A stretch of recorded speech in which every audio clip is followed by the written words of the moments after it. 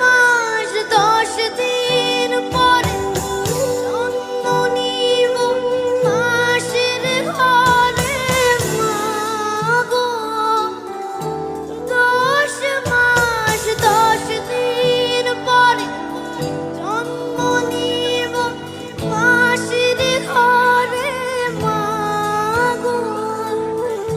তখন যদি চিনতে পারিস দেখবি গলায় ফাঁসি। ও মা, তখন যদি না চিনতে পারিস দেখবি গলায়